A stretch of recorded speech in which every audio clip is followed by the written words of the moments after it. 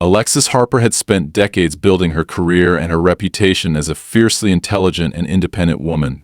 After retiring as the head of a successful garden retail chain, she decided to finally settle into a life of tranquility, pouring her time and energy into creating the perfect sanctuary on her private property. Her home, nestled at the end of a quiet cul-de-sac, was surrounded by lush greenery she had carefully cultivated. Her garden wasn't just a collection of plants, it was a testament to her passion and precision. Rare flowers bloomed in meticulously arranged beds, and a custom-built greenhouse housed exotic species she'd collected over the years. Solar panels powered the automated irrigation system, and a koi pond rippled gently in the shade of an old oak tree. For Alexis, this wasn't just a retirement project, it was her legacy. That evening, as the sun dipped below the horizon, Alexis returned from a nearby botanical expo where she had been speaking as a guest expert. Her car's headlights swept across her property, illuminating a scene that made her heart drop. The garden that had been her pride and joy now looked like a war zone. Deep trenches had been dug through her flower beds, pipes snaked across the lawn, and scattered tools lay abandoned in the chaos. But the centerpiece of this disaster was an enormous, gaudy food truck parked directly in the middle of her backyard. Its bright neon lights flickered against the twilight sky, with the words "Karen's Eats" glowing obnoxiously above the cab. Smoke billowed from its exhaust, and a cluster of workers milled around, shouting instructions and setting up makeshift infrastructure. Alexis slammed her car door and stormed into the yard, her voice cutting through the noise like a whip. What the hell is going on here? The workers barely glanced at her, continuing to haul equipment and lay cables. Furious, Alexis marched up to the truck, where she was met by none other than Karen herself, the infamous neighborhood troublemaker. Karen was dressed in an overly cheerful apron emblazoned with her food truck's logo, and wore a smug smile that made Alexis's blood boil. "Oh, Alexis, glad you're home." Karen's tone was dripping with fake sweetness. "You're just in time to see the beginning of something truly revolutionary for the neighborhood. Isn't it exciting?" Alexis's eyes narrowed as she crossed her arms. "Exciting? You've destroyed my property. What gives you the right to park this monstrosity in my backyard?" Karen's smile didn't falter. If anything, it grew wider as she pulled a sheet of paper from her tote bag and thrust it into Alexis's hands. "It's all approved by the HOA," she said with exaggerated confidence. "This is the new community project, a shared space for neighbors to come together, eat, and enjoy life. The HOA board loved the idea when I presented it to them. You know how much they value innovation." Alexis scanned the document, her jaw tightening with every line she read. It was a vaguely worded memo, printed on HOA letterhead, filled with buzzwords about community enhancement and shared enjoyment. Nowhere did it explicitly state that Karen could commandeer private property for her so-called project. Alexis snapped the paper back toward Karen. "This doesn't give you the right to destroy my garden." Alexis barked. "Get your truck out of here now, or I'm calling the police." Karen's expression shifted, a flicker of irritation crossing her face before she recovered her composure. "Oh, Alexis, don't be so dramatic. You're overreacting. This space is perfect for the project," and the board agreed. "Besides, the community will benefit so much from this. Think of all the neighbors who'll love having fresh, gourmet food right here. Don't you want to be a part of that?" "Don't patronize me," Alexis shot back, her voice sharp. "This is my land. You have no right to be here, and no amount of HOA nonsense is going to change that." Karen's smile vanished entirely, replaced by a steely glare. "You better watch your tone," she hissed. "I've got connections on the board, Alexis. If you fight this, you'll regret it. You're not as untouchable as you think." With that, Karen spun on her heel and marched back toward the truck, barking orders at her workers to hurry up. Alexis stood rooted in place, her fists clenched, staring at the chaos unfolding in what was once her sanctuary. She knew Karen wasn't bluffing about her connections in the HOA. Karen had been a thorn in the neighborhood's side for years, leveraging her influence to bend the rules in her favor and bulldoze anyone who dared to stand in her way. But this was different. This wasn't just petty bickering over fence heights or mailbox colors. This was her home, her garden, her refuge being torn apart for some shameless cash grab masquerading as a community project.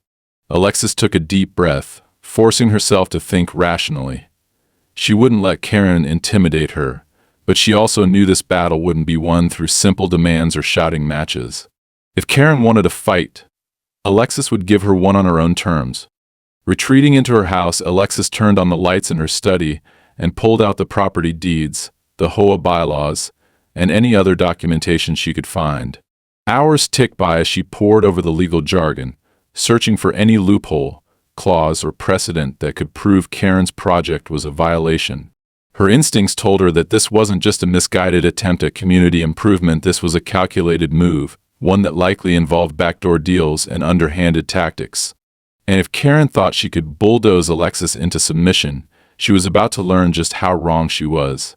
As Alexis pieced together her strategy, the glow of the food truck's neon lights seeped through her curtains, casting an eerie shadow across her walls. It was a reminder of the invasion she was now determined to repel.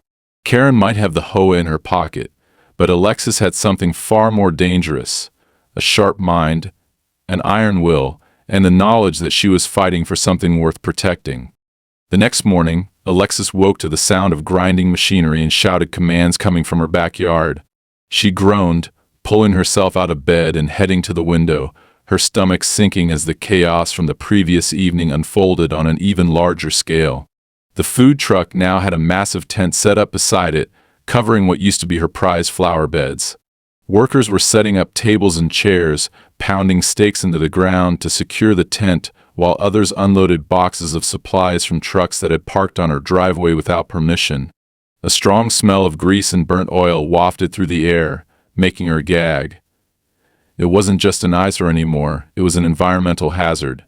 Karen was standing in the middle of it all, clipboard in hand, barking orders like a self-appointed queen of the neighborhood. Every trace of yesterday's fake politeness had vanished, replaced by the sharp efficiency of someone who believed she had already won. Alexis gritted her teeth and marched outside, her determination renewed.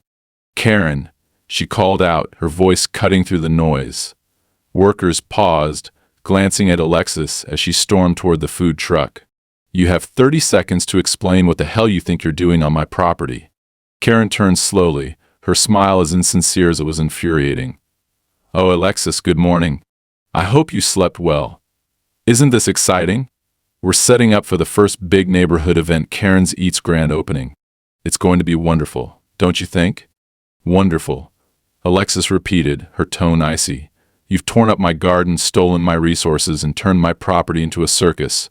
What part of this do you think I'd find wonderful?" Karen gave a theatrical sigh, shaking her head as though Alexis were a stubborn child. "You're being so negative. You'll see once the neighbors start coming by, enjoying the food, and spending time together, you'll feel differently. This is about community, Alexis. Something you should embrace instead of fight." Alexis took a deep breath, her hands curling into fists at her sides. "Let me make this perfectly clear. This is my property. I did not agree to this, and I want you, your truck, and your workers off my land immediately." Karen's smile thinned into something sharper, more predatory. "Oh, Alexis, you're so stuck in the past. This is the future of the neighborhood. The HOA approved this project because they understand the importance of progress. And progress doesn't wait for permission, it takes action." "You mean it bulldozes over other people's rights?" Alexis shot back. Karen waved a hand dismissively. "Call it what you want. The fact is, you don't have much of a choice. The HOA has designated this area as a shared space for community initiatives. Your precious garden? It's part of the new vision. And if you think you can stop it, you're welcome to try. But I wouldn't recommend wasting your time. My lawyers are very good." With that, Karen turned her back on Alexis and resumed giving orders to her workers, who had resumed their tasks without a second thought. Alexis stood there, seething, her mind racing as she tried to process the audacity of it all. Shared space. New vision. This wasn't a community project, it was a hostile takeover. And Karen had made it clear that she wasn't going to back down easily. Realizing she needed a plan, Alexis stormed back into her house. She spent the next several hours poring over every document she could find, from her property deed to the HOA bylaws to local zoning regulations. Her meticulous nature and years of experience in business gave her an edge, and it didn't take long for her to find the first crack in Karen's foundation. The HOA memo Karen had waved around was little more than a vague announcement of support for community improvement projects. It mentioned nothing about granting permission for commercial activities on private property. In fact, the bylaws explicitly prohibited such activities without the express consent of the property owner. Armed with this knowledge, Alexis made her first move, a formal complaint to the HOA board, demanding an immediate review of the project and its legality. But when she called the HOA office to follow up, she was met with deflection and evasive answers. "We'll look into it," the receptionist said in a monotone voice that made it clear she had no intention of doing any such thing. Frustrated but undeterred, Alexis decided to escalate.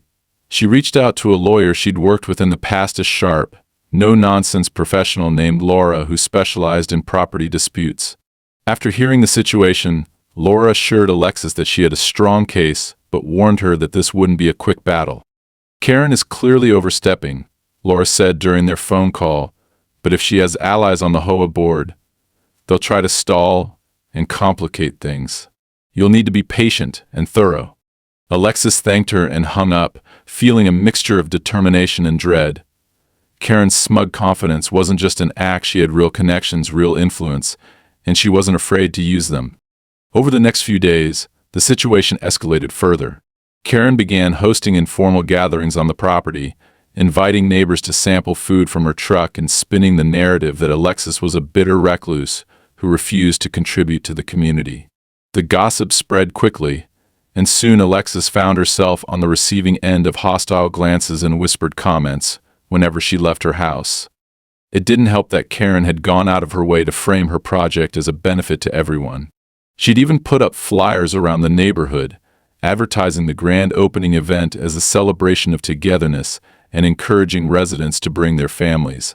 The hypocrisy was infuriating. Alexis knew the real motivation behind Karen's actions was greed, not generosity, but proving that to others was an uphill battle. Meanwhile, the damage to Alexis's property continued to mount. The constant foot traffic and heavy equipment had compacted the soil in her garden, killing off entire sections of her meticulously curated flower beds. The water bill skyrocketed as Karen's workers freely used her irrigation system to clean their equipment and refill the truck's water tanks.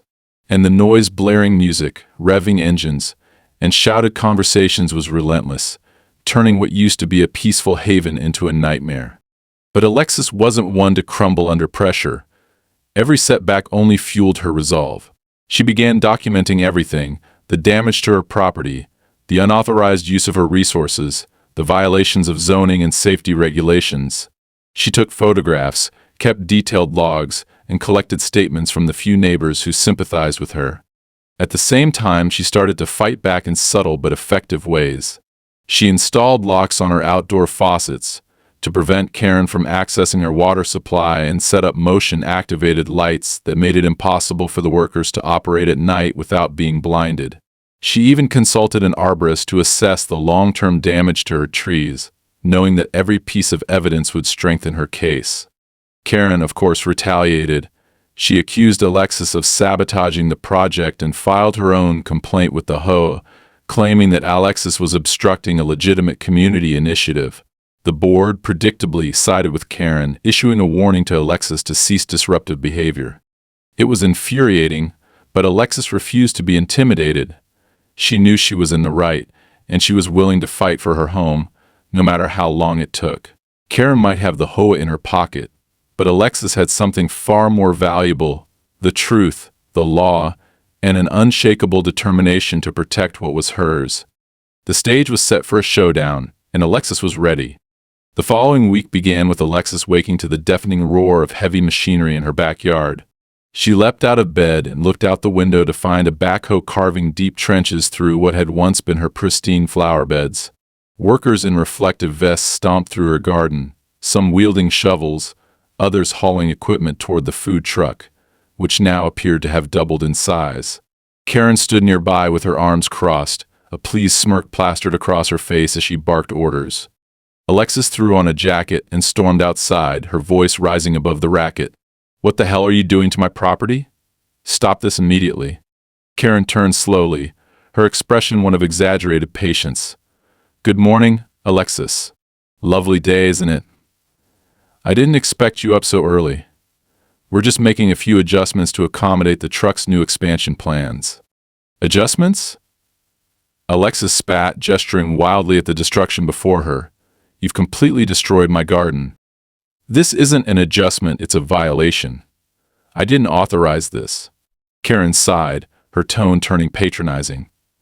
"Alexis, you're making this harder than it needs to be. The HOA approved these changes. They understand the value of progress. You're the only one clinging to the past." Alexis stepped closer, her fist clenched. "I've seen that worthless memo you're waving around. It doesn't give you the right to do this. And the HOA bylaws explicitly prohibit commercial activities like this on private property." Karen's smirk faltered for a brief moment before returning with full force. "Well, Alexis, that's where you're wrong. This isn't just your property anymore. The HOA has reclassified this area as a shared space for community enrichment. You're welcome to take it up with the Upwood board, but I doubt they'll side with you. After all, they know how much good this project will do for everyone." Alexis's voice dropped, cold and measured. "You're trespassing. This is my land, Karen, and I'll make damn sure you regret this." Karen laughed, the sound sharp and grating. "Good luck with that," she said, turning her back to Alexis and shouting to the workers. "Keep going. We've got a deadline to meet." Furious, Alexis retreated to her house, but she didn't let the rage cloud her judgment. She grabbed her phone and began making calls. First, she contacted Laura, her lawyer, explaining the latest escalation in detail. Laura's response was clear. Alexis needed hard evidence, both of the damage to her property and of Karen's unauthorized actions. Armed with this advice, Alexis spent the rest of the day documenting everything she could. She walked the perimeter of her yard, taking photographs of the trenches, the crushed flower beds, and the makeshift wiring Karen's crew had strung haphazardly through her garden. She noted every detail: the workers' vehicles parked without permission on her driveway, the grease stains left on the once pristine lawn, the way the food truck's generator rumbled ominously, spewing fumes into the air. As evening fell, Alexis noticed another troubling detail. Karen's workers had connected the food truck to her water supply, using a series of hoses to siphon water directly from her outdoor spigots. Her irritation turned to cold calculation. Quietly, Alexis went to her tool shed and retrieved a pair of locking valve covers she'd used during drought restrictions years ago. While the workers were busy elsewhere, she fitted the covers to the spigots, cutting off the truck's access to her water. The next morning, chaos erupted. Karen's staff discovered the lack of water when they tried to clean their equipment, and within minutes, Karen was pounding on Alexis's door. Alexis opened it slowly, her face calm and composed despite the storm brewing on her lawn. "What's your problem?" Karen demanded, her face red with anger. "We need that water. You can't just shut it off." Alexis raised an eyebrow. "I think you'll find that I can. That water comes from my system, which I pay for. If you want access to it, you're welcome to pay me for its use, or better yet, pack up your circus and leave." Karen's hands clenched into fists at her sides, but she forced a brittle smile. "Fine. Have it your way. But you're making a big mistake, Alexis. You're going to regret this." Alexis watched as Karen stormed off, but she knew the confrontation wasn't over. Over the next few days, Karen escalated her efforts. She brought in additional workers to lay new pipes, circumventing Alexis's water supply entirely. They dug deeper trenches, leaving piles of dirt and debris scattered across the yard. At one point, they even set up portable floodlights, allowing them to work late into the night, their activity accompanied by blaring music that shattered the peace Alexis had once cherished. But Alexis refused to be intimidated. She used the disruption to gather more evidence, taking videos of the noise violations and keeping detailed records of her skyrocketing utility bills. She also reached out to a local arborist, who confirmed that the heavy machinery was compacting the soil around her trees, putting them at risk of permanent damage. Every new piece of evidence bolstered her case, and every new provocation only strengthened her resolve. Then came the final straw. Late one evening, Alexis noticed a strange odor wafting through her open window. She stepped outside and found that the food truck had started dumping grease and other waste directly into her garden. The once rich soil was now coated in a foul-smelling sludge, and her koi pond had begun to cloud over from the runoff. This time, Alexis didn't just document the damage, she acted. She called the city's environmental compliance department, reporting the illegal waste disposal. Within hours, inspectors arrived, taking samples from the soil and water. Karen tried to argue, spinning a story about a malfunctioning disposal unit, but the inspectors weren't convinced. They issued a citation on the spot, ordering Karen to cease operations until the issue was resolved. Karen was livid. That night, Alexis received an anonymous letter in her mailbox, scrawled in messy handwriting, "You think you've won? You're playing with fire." Alexis didn't need to guess who had sent it, but instead of feeling fear, she felt a surge of satisfaction. Karen was losing control, and Alexis wasn't about to stop now. The battle lines were drawn, and Alexis was ready for whatever came next. If Karen wanted to play dirty, Alexis would beat her at her own game legally, strategically, and decisively. The following week began with a disquieting calm, one that Alexis knew wouldn't last. Karen's food truck, though still stationed defiantly in her backyard, had been forced to cease operations temporarily due to the environmental citation. The greasy smell and the clamor of workers had momentarily abated, giving Alexis a rare reprieve.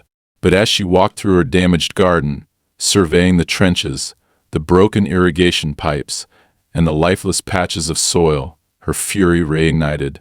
Karen had gone too far, and Alexis wasn't just going to repair her garden, she was going to reclaim her territory in full. That evening she decided it was time to confront the HOA directly. Alexis arrived at the HOA office just before it closed, her briefcase filled with every piece of evidence she had meticulously collected. She'd spent days compiling a report, photographs of the damage, invoices for her elevated water and electric bills, records of noise violations, and the environmental citation issued to Karen. Alexis had even included a detailed breakdown of the HOA bylaws Karen had blatantly violated, annotated with references to municipal zoning laws. The receptionist at the HOA, a younger woman who looked like she'd rather be anywhere else, glanced up from her desk as Alexis approached.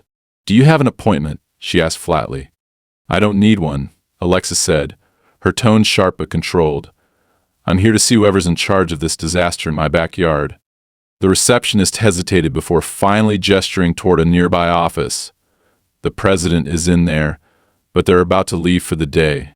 Alexis didn't wait for an invitation. She strode toward the door, opened it, and stepped inside to find Richard Collins, the HOA president, gathering his things. He looked up, clearly startled, but Alexis didn't give him a chance to speak. "Richard," she said, placing her briefcase on his desk with a decisive thud. "We need to talk about Karen's so-called community project and the damage it's done to my property." Richard's expression flickered with discomfort, but he quickly masked it with a practiced smile. "Ah, Alexis. I've heard there's been some tension regarding the project. I assure you, the HOA only approved this with the community's best interests in mind." Alexis leaned forward, her gaze piercing. "Don't insult my intelligence, Richard. This has nothing to do with community interests and everything to do with Karen manipulating the board to serve her personal agenda. And if you think I'm going to let this continue, you're sorely mistaken." Richard sighed, sinking back into his chair. "Look, Alexis, the board voted to support Karen's proposal. It's meant to bring neighbors together, create a sense of camaraderie." "Bear me the platitudes," Alexis interrupted. She pulled out her first exhibit, a copy of her property deed. "This is my land, Richard. Not the HOA's, not Karen's, mine. And your bylaws explicitly state that commercial activities cannot take place on private property without the owner's consent. I've never given that consent." Richard's eyes flicked to the deed, then back to Alexis. "Well, there's been some ambiguity about the boundaries." "Ambiguity?" Alexis snapped, producing a second document, a recent survey of her property conducted by a licensed engineer. "Here's the exact boundary of my land, and here," she continued, pulling out photographs, "is Karen's food truck parked well within those boundaries, dumping waste, destroying vegetation, and siphoning my utilities. Explain to me how that aligns with your vision of camaraderie." Richard's practiced calm began to crack. Look, Alexis, I understand your frustration, but the board believes. The board? Alexis cut him off, her voice rising. Or you. Because from where I'm standing, it looks like you've let Karen turn my property into her personal cash cow while hiding behind the HOA's name. I've documented every violation, Richard, and I'm prepared to take this to court. That got his attention. Richard's smile vanished entirely. Court? Court. Alexis confirmed. You've enabled Karen to destroy my property, and I have more than enough evidence to prove it. You think the HOA wants to be dragged into a legal battle. You think the rest of the neighborhood will stand by you when they find out what you've let happen. Richard shifted uncomfortably in his seat. I'll discuss this with the board, he said finally. We'll review the situation and get back to you. Do that, Alexis said, snapping her briefcase shut. But understand this, I'm done waiting. If Karen's truck isn't gone within the week, I'll be filing an injunction to shut it down permanently. With that, she turned on her heel and left the office, her resolve unshaken. Over the next few days, Karen retaliated with a fury that bordered on desperation. Workers returned to the property, digging even deeper trenches and installing a network of pipes that snaked across the yard like veins. Karen also began mobilizing the neighborhood, hosting impromptu gatherings where she painted Alexis as the villain, an out-of-touch recluse clinging to her outdated ways. Alexis responded with calculated precision. She filed complaints with every relevant municipal agency, from zoning enforcement to the health department, citing violations Karen hadn't even considered. She also quietly began gathering support from the neighbors Karen hadn't managed to win over, including an older couple whose property bordered Alexis's. They'd been dealing with the noise and waste runoff as much as Alexis had, and they were eager to provide statements supporting her case. The tipping point came during one of Karen's neighborhood celebrations. A delivery truck, overloaded with supplies for the food truck, attempted to navigate Alexis's narrow driveway and ended up sideswiping her garage, leaving a long, ugly scrape along the paint. Furious, Alexis called the police, who arrived just in time to witness Karen berating her own workers for the mistake. The officers, unimpressed by Karen's theatrics, issued her a formal warning for property damage and unpermitted commercial activity. Alexis, meanwhile, used the incident to bolster her legal case, adding the repair costs to her growing list of damages. Karen's grip on the situation was slipping, and Alexis knew it. The food truck had become a liability, its operations hampered by fines, warnings, and growing public scrutiny.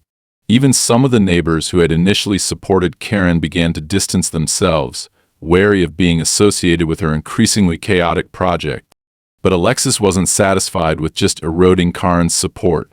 She wanted her garden back, and she wanted Karen gone for good. As she finalized her legal filings, Alexis began planning her next move, a decisive blow that would ensure Karen's reign of destruction ended once and for all. Karen had made one critical mistake. She'd underestimated Alexis Harper, and that mistake was about to cost her everything. Karen's defiance had reached a new level.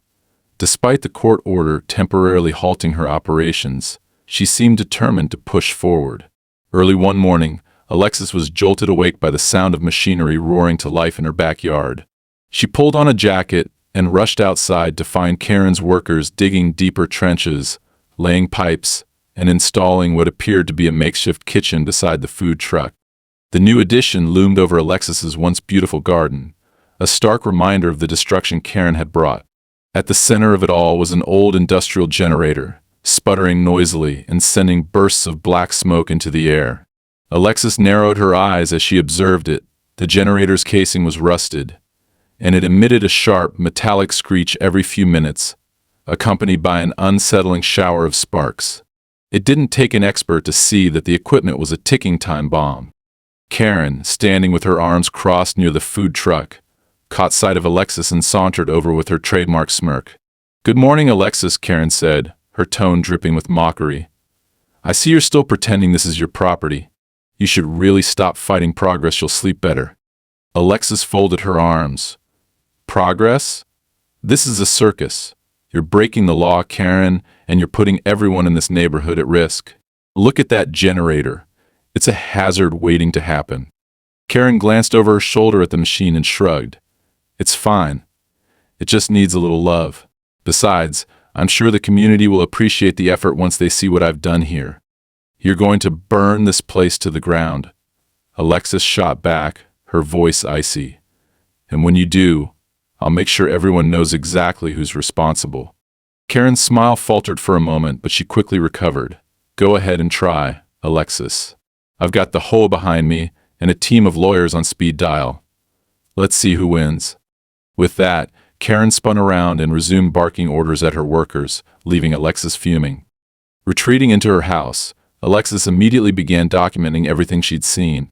She snapped photos of the generator, its leaking fuel lines, and the careless wiring running from it to the food truck. She also recorded videos of the workers hauling equipment and further damaging her property. This wasn't just about her garden anymore. Karen's recklessness was a danger to the entire neighborhood. As the day went on, Alexis noticed another alarming development. The workers had begun dumping grease and food waste into an open pit near her koi pond. The stench was unbearable, and the runoff threatened to contaminate the water. Alexis called the city's environmental compliance department to report the violation, and inspectors arrived within hours. Karen was visibly irritated as the inspectors surveyed the site. When they issued another citation, this time for illegal waste disposal, Karen's frustration boiled over. She confronted Alexis at the edge of the property, her face flushed with anger. You think you've won just because they wrote me another ticket? Karen spat. This isn't over, Alexis. Not by a long shot. Alexis remained calm, meeting Karen's glare with quiet resolve. Every violation you commit makes my case stronger, Karen. Keep it up, you're doing my job for me. That night, Alexis reviewed her growing collection of evidence. The photos, videos, and inspector reports painted a damning picture of Karen's disregard for safety and the law. But Alexis knew she needed one final push to tip the scales completely in her favor. She began researching the generator Karen was using, digging into its specifications and safety ratings. It didn't take long to confirm her suspicions. The model was outdated, prone to overheating, and highly flammable if exposed to fuel leaks or power surges. The pieces were falling into place. As she pieced together her strategy, Alexis couldn't help but feel a grim sense of satisfaction. Karen's arrogance had blinded her to the risks she was creating, and it was only a matter of time before her recklessness caught up with her. Alexis didn't plan to wait passively, though. She adjusted her security cameras to focus on the generator and the surrounding area, ensuring she captured every detail. If Karen's negligence led to disaster, Alexis would have the evidence to hold her accountable and ensure she couldn't escape the consequences. By the time Alexis went to bed, the faint hum of the generator was still audible in the distance. It was a haunting reminder of how far Karen was willing to go to assert her dominance. But Alexis knew the battle was nearing its climax. Karen's overconfidence had become her greatest weakness, and Alexis was ready to exploit it. Karen's arrogance had always been her defining trait, but today it was her undoing. The rickety old generator she insisted on using was growling like a wounded beast, its sparks flying more frequently than ever. Alexis watched from her study window, her eyes narrowed as she observed the chaos unfolding outside. Workers scurried around the food truck, oblivious to the danger they were creating. Karen, ever the queen of disorder, barked orders at the crew while her phone dangled from one hand. Her impatience was palpable. The last few days of fines and citations had clearly shaken her confidence, but her desperation to keep the operation alive was now driving her to recklessness. Alexis's gaze shifted to the generator. The sputtering machine, coupled with the haphazard wiring connecting it to the food truck, looked like a catastrophe waiting to happen. And then she noticed it, a slick of fuel pooling beneath the generator, glinting in the afternoon sunlight. The realization struck her like a bolt of lightning. This was her moment. Moving swiftly but calmly, Alexis activated her home's smart system. She had prepared for this, knowing full well that Karen's carelessness would eventually lead to an opportunity. Alexis adjusted the settings on her solar-powered grid to create a controlled surge in her electrical system, carefully calibrated to overload the weak and illegal wiring Karen's workers had installed. The effect was immediate. Sparks burst from the overloaded cable snaking into the food truck, and the generator let out a deafening clank. Workers shouted in confusion as the smell of burning plastic filled the air. Karen turned to yell at them, oblivious to the growing danger just a few feet away. Then it happened. The overworked generator emitted a final, pitiful screech before exploding in a shower of sparks and flames. The pool of fuel beneath it ignited instantly, and a wall of fire engulfed the side of the food truck. Karen's triumphant smirk disappeared as she screamed, stumbling backward. "Get the hose. Put it out," she shrieked, but the workers scattered in panic, some running for cover while others froze in shock. The flames spread quickly, licking at the bright neon sign atop the truck, which flickered and died as the heat melted its plastic casing. Within seconds, the entire truck was ablaze, thick black smoke billowing into the sky. From the safety of her home, Alexis remained calm. She picked up her phone and dialed 911. "There's a fire in my backyard," she said evenly. "It's coming from a food truck that was illegally parked on my property. I suggest you send firefighters before it spreads." Hanging up, she returned to the window and watched as the fire consumed Karen's so-called community project. It was a surreal sight. The once gaudy truck reduced to a crackling inferno. Karen, red-faced and screaming, flailed uselessly as the fire raged out of control. Minutes later, sirens wailed in the distance, and firefighters arrived to extinguish the blaze. Karen stood helplessly as they worked, her arms crossed tightly over her chest, her face a mixture of fury and humiliation. When the fire was finally out, all that remained of the food truck was a charred husk. The bright colors and bold slogans were gone, replaced by scorched metal and ash. The sight was almost poetic, a physical manifestation of Karen's hubris and the destruction it had wrought. Karen whirled around, her eyes blazing as she spotted Alexis standing calmly at the edge of her patio. She stormed toward her, jabbing a finger in the air. "You did this," Karen screamed. "You sabotaged me. This is arson, and I'll make sure you rot in jail for it." Alexis met her rage with a serene smile. "You're mistaken, Karen. I didn't touch your equipment, but I did record everything." She held up her phone, the screen showing a video of the overloaded generator sparking and catching fire. "Your negligence did this, not me. If you want to press charges, I'd be happy to provide this to the police and my lawyers." Karen faltered, her mouth opening and closing as she struggled to form a response. She knew she was trapped. The fire, the illegal wiring, the unsafe generator, it all pointed to her as the responsible party. As the firefighters began packing up, one of them approached Alexis. "Looks like the fire started from faulty equipment," he said. "You're lucky it didn't spread further. This could have been a lot worse." "Indeed," Alexis replied, her gaze fixed on Karen. "It's fortunate no one was hurt. Though I imagine this will be the end of her operation, won't it?" The firefighter nodded. "Oh, definitely. She won't be able to run this setup again, not legally at least." Karen's face turned an even deeper shade of red as she stormed off, muttering curses under her breath. The workers began dismantling what was left of the setup, but the damage was done. The food truck was gone, and with it, Karen's stranglehold on Alexis's property. Later that evening, as Alexis reviewed the footage she'd captured, she felt a wave of satisfaction. Karen had pushed her to the brink, but in the end, it was Karen's own hubris and recklessness that had brought her downfall. The fire was a natural consequence of her refusal to respect the rules or Alexis's boundaries. For the first time in months, the garden was quiet. The food truck was nothing but ashes, and Karen had no cards left to play. Alexis sipped her tea, watching the sunset from her patio, and allowed herself a small, triumphant smile. The fight wasn't just over, it had ended exactly as it should have.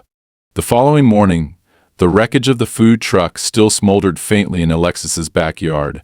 The charred remains a stark contrast to the lush greenery that had once defined her sanctuary. Firefighters had cleared the scene hours ago, but the damage was undeniable. The garden was in ruins, the soil scorched, and her koi pond polluted with ash and debris. But the food truck was gone. For the first time in months, Alexis felt like she could finally breathe. As the day progressed, Karen's defeat became the talk of the neighborhood. The fire had drawn attention, and it wasn't long before word spread about the illegal setup and the reckless generator that had caused it. Neighbors who had initially been swayed by Karen's charm and bold promises now saw her for who she truly was, a dangerous manipulator whose selfish actions had nearly led to disaster. By mid-afternoon, Karen was packing up what remained of her equipment. Workers dismantled the half-built structures and loaded them onto trucks, while Karen stomped around barking orders, her fury barely contained. Every so often she shot a venomous glare toward Alexis's house, but Alexis remained inside, calmly watching from her study window. Karen's reign was over, and everyone knew it. The next few weeks brought a flurry of activity. Inspectors from the city and representatives from the HOA visited Alexis's property to assess the damage. Though the HOA had initially supported Karen's project, the fire had exposed the board's negligence in allowing it to proceed without proper oversight. To save face, the board issued a formal apology to Alexis and agreed to pay for part of the restoration costs. It wasn't enough to undo the harm, but it was a step toward accountability. Meanwhile, Karen was hit with fines and lawsuits. The environmental violations alone were staggering, and the fire had added charges of negligence and endangerment to the mix. Her once smug demeanor was gone, replaced by a hairy desperation as she tried to salvage her reputation. Eventually, she sold her house and left the neighborhood, disappearing without a word. For Alexis, the aftermath was bittersweet. The battle had been long and exhausting, and her beloved garden would take years to fully recover. But the victory was hers. Karen was gone, and Alexis's home was finally her own again. Determined to rebuild, Alexis threw herself into the work. Contractors repaired her greenhouse, replacing the shattered glass and reinforcing its structure. Arborists treated her trees, carefully aerating the soil and nurturing the roots back to health. The koi pond was drained and cleaned, its delicate ecosystem restored. Alexis herself spent hours in the dirt, replanting flower beds and tending to what little had survived. Every new bloom was a testament to her perseverance, a reminder that she had stood her ground and prevailed. Neighbors began to take notice of the transformation. Those who had once doubted her now approached with quiet words of support. Some offered help, while others brought small gifts, pots of flowers, baskets of fresh vegetables, handwritten notes of apology. Alexis accepted them all with grace, though she remained focused on her work. One morning, as she stood in her newly restored garden, Alexis felt a sense of peace she hadn't known in months. The garden was far from its former glory, but it was growing again, vibrant and alive. She decided it was time to mark the end of this chapter. She commissioned a local artist to create a small stone plaque, which she placed near the koi pond. The inscription read, "Resilience grows where roots are strong." It was a simple message, but one that captured the essence of what she had endured and overcome. In time, Alexis's garden became more than just a personal sanctuary. It became a symbol of strength and renewal for the entire neighborhood. Visitors marveled at its beauty and sought advice from Alexis, who found herself becoming something of a mentor to those facing their own challenges. Karen's destruction had been temporary, but Alexis's determination had built something lasting. The scars in the soil would heal, just as the scars in her heart already had. As she sat on her patio one evening, sipping tea and watching the sun set over her garden, Alexis allowed herself to smile, a real, unguarded smile. The fight was over, and she had won, not just against Karen, but for herself, her home, and everything it represented. Her sanctuary had been reclaimed, and it was stronger than ever.